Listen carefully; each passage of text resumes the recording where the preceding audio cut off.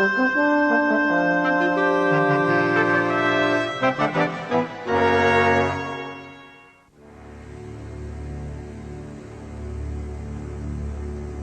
Federal Reserve System virtually controls the nation's monetary system.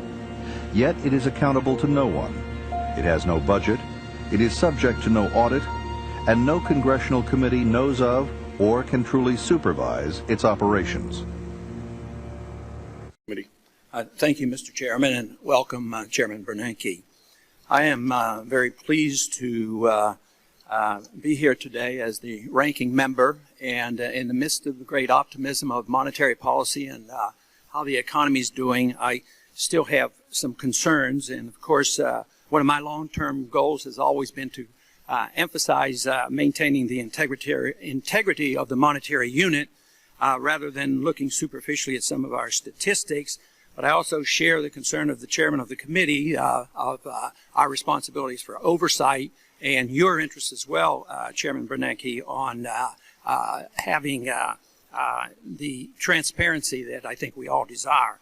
Transparency in monetary policy is a goal we should all support. I've often wondered why Congress has so willingly given up this prerogative over monetary policy. Congress, in essence, has ceded total control of the value of our money to a secretive central bank. Congress created the Federal Reserve, yet it had no constitutional authority to do so.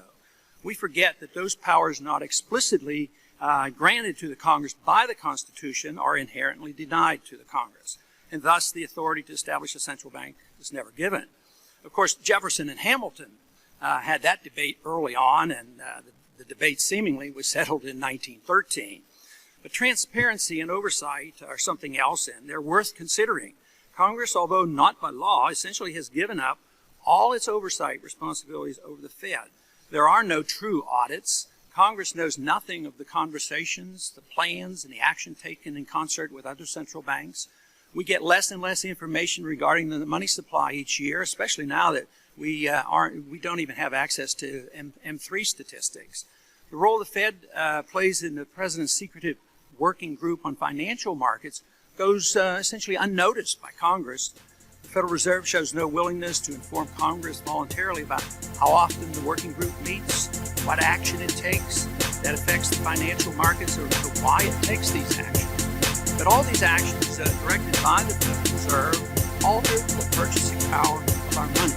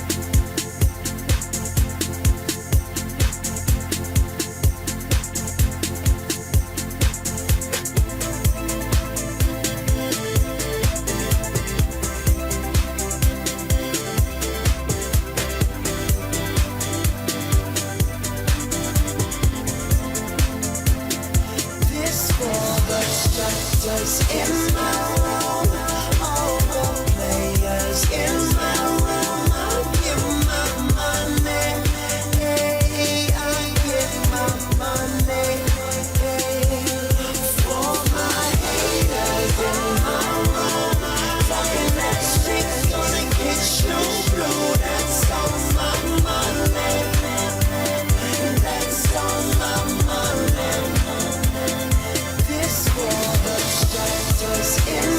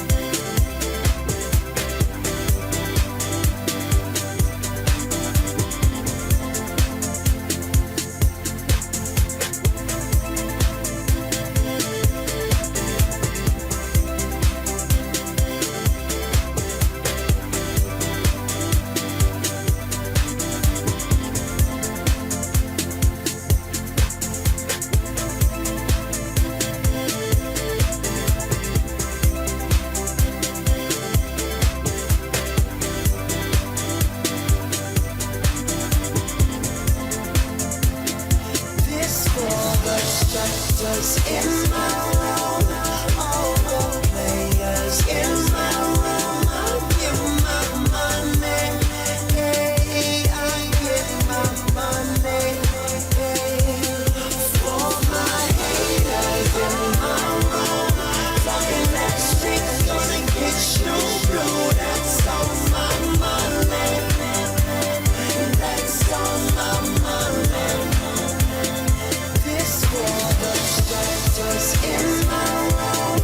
All the players in my room. I give my money.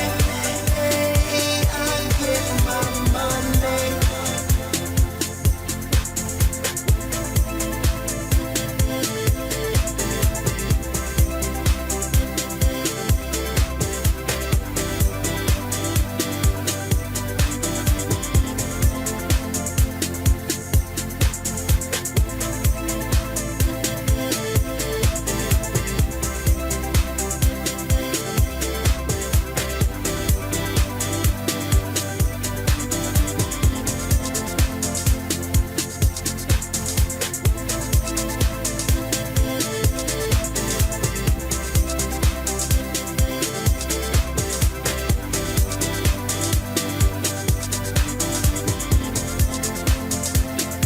This world of strangers in my room. All the players in my room. I give my money. Hey, I give my money. Hey, for my haters in my room. Talking that shit, gonna get you blue. That's all my money. That's all my money. This world of strangers in my room. All the players in my room. I give my money. Hey, I give my money. Hey, for my haters in my room. That purchasing power is always reduced. The dollar today is worth only 4 cents compared to the dollar that the Federal Reserve started with in 1913. This has significant consequences on our economy and our political stability. All paper currencies are vulnerable to collapse, and history is replete with examples of great suffering caused by these collapses, especially to the nation's poor and the middle class. This can lead to political turmoil as well. Even before a currency collapses, the damage done by a fiat system is significant. Our monetary system insidiously transfers wealth from the poor and the middle class to the privileged rich. Wages never keep up with profits on Wall Street and the banks, thus sowing the seeds of class and discontent. When economic trouble hits, free markets and free trade are often blamed, while the harmful effects of a fiat monetary system are ignored. We deceive ourselves that all is well with the economy and ignore the fundamental flaws that are a source of growing discontent among the various groups. Few understand that our consumption and apparent wealth is dependent on a current account deficit running at approximately $800 billion a year. This deficit shows that much of our prosperity is based on borrowing rather than a true increase in production. Statistics show year after year that our productive manufacturing jobs. What is the proper relationship, what should be the proper relationship between a chairman of the Fed and a president of the United States? Well, first of all, the Federal Reserve is an independent agency, and that means basically that there is no other agency of government which can overrule actions that we take. So long as that is in place and there is no evidence that the administration or the Congress or anybody else is requesting that we do things other than what we think is the appropriate thing, then what the relationships are don't frankly matter. I think they finally cut me off. Is it on now? Okay. This phenomenon is not seen as a consequence of the international fiat monetary system where the United States government benefits as the issuer of the world reserve currency. Government officials consistently claim that inflation is in check at barely 2%, but middle-class Americans know that their purchasing power, especially when it comes to housing, energy, and medical care and school tuition, is shrinking much faster than at 2% per year. Even if prices are held in check, in spite of our monetary inflation, concentrating on the CPI statistics distracts from the real issue. We must address the important consequences of the Fed manipulation of interest rates. When interest rates are artificially low, below market rates, insidious malinvestment and excessive indebtedness inevitably brings about the economic downturns that everyone dreads. We look at GDP figures and reassure ourselves that all is well, yet a growing number of Americans still do not enjoy the high standard of living that monetary inflation brings to the privileged few. Those who benefit the most are the ones who get to use the newly created credit first. The gentleman's time has expired. If the gentleman would come to a conclusion. Okay, I will yield back.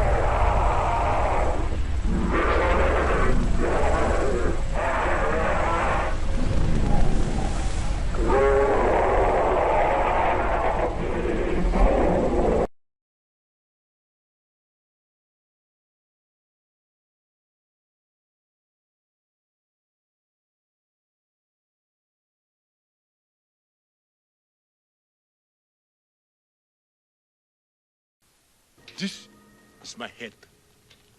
That is your ugly head. No. This is my head. That is you head. You ugly head.